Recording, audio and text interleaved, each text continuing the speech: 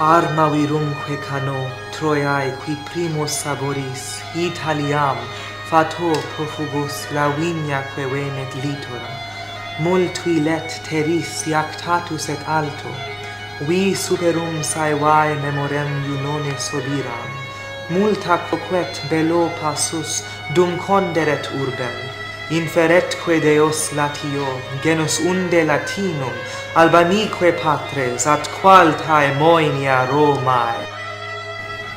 Thus begins the Aeneid, the great epic that embodies all that is Roman. As the author Virgil tells the story of Aeneas, the mythological progenitor of Rome, he glorifies the emerging Roman culture with elevated language and ambitious craft. However, although the Aeneid is predominantly studied as a supreme work of art, it is also a historical artifact that defines the national character of Rome. In his lifetime, Virgil witnessed the political unrest that eventually led to the dissolution of the Republic. When he was born in 70 BC, Pompey and Crassus had just begun their consulship, giving them the imperium, or ultimate political and military power. 10 years later, by sheer force of personality, Julius Caesar joined them to form the first triumvirate. After Crassus was killed by the Parthians in 53 BC, Caesar initiated a series of civil wars to seize control of Rome. He crossed the Rubicon into Italy in 49 BC, and he eventually defeated Pompey in Greece the next year. However, his victory was short-lived. When he attempted to become dictator, his opponents assassinated him. After the last member of the first triumvirate had been killed, there was no leader of the Republic, which led to more civil war. History then repeats itself with a second triumvirate emerging from the upheaval. Octavian, Mark Antony, and Lepidus joined forces in 43 BC, but Lepidus soon dropped out of the picture, leaving Octavian and Antony to vie for control of Rome through even more war. The civil wars ultimately ended with the Battle of Actium in 31 BC, in which Octavian triumphed. Antony committed suicide the next year, and Octavian reunited the empire under his uncontested rule. In 27 BC, Octavian assumed the title of Augustus, meaning revered one, and declared the great Pax Romana, the Roman peace. He commissioned Virgil to write a great epic celebrating his triumphs, and Virgil responded with the Aeneid. The Aeneid is the story of the Trojan hero Aeneas, who survives the fall of Troy, wanders the Mediterranean for years, looking for a home, and looking for the origins of his race. And eventually he finds that home in Italy. He fights a war and founds a settlement which will give rise to the city of Rome. That's the story of the Aeneid. But the Aeneid is not just a story. It is also, among other things, a record of events from Roman history. For example, in Book 1, when Jupiter reassures his daughter Venus of Rome's future, he tells her of the closing of the gates of war during Augustus's Pax Romana. Dirae feret and the gates of harsh war will be closed by iron beams and hinges. Impious Fury, looking horrid with a bloody face, sits behind the gates with his savage weapons, his wrists tied behind his back with 100 brazen knots. The gates of war to which Jupiter refers were, in fact, physical doors. In his history Numa Pompilius, the ancient Roman historian Plutarch describes their symbolism as follows. Janus' temple at Rome has 2 gates, which they call the gates of war, because they stand open in the time of war and shut in the times of peace, of which the latter there was very seldom an example.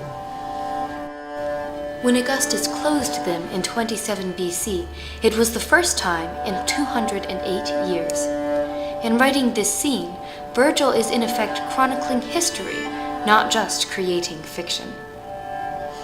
With the closing of the gates of war, as elsewhere in the Aeneid, Virgil celebrates peace and Augustus's great accomplishments, but he is still conscious of the tragedies required to achieve this triumph.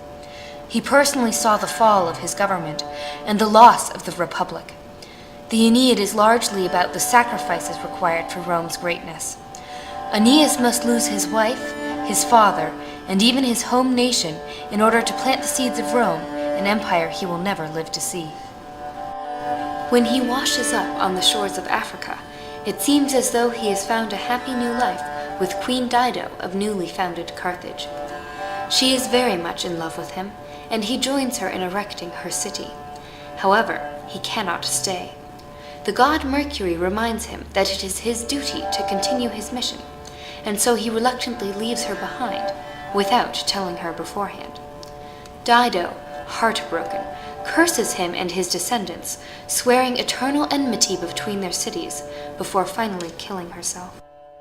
It's a moment of terrible grief for Aeneas, the hero, but it anticipates, it's a tragic moment for Aeneas and Dido, but it anticipates some of Rome's finest achievements, most heroic, triumphant achievements. The story of Dido and Aeneas anticipates the great wars between Carthage and Rome. Between 264 BC and 146 BC, the two nations battled for dominance in the Punic Wars. The First Punic War ended in 241 BC with Rome's victory at sea. In the Second and most monumental war, Hannibal led the Carthaginian army to Italy through mainland Europe instead of the guarded Mediterranean.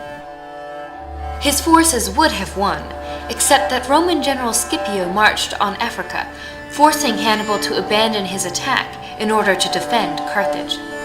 The two armies faced off at Zama in 202 BC, and while Hannibal had superior infantry and at times seemed to be winning, Scipio's cavalry carried the day.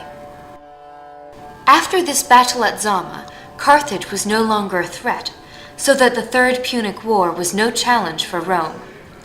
When it ended in 146 BC, Carthage was completely destroyed, and Rome's dominance over the known world was uncontested.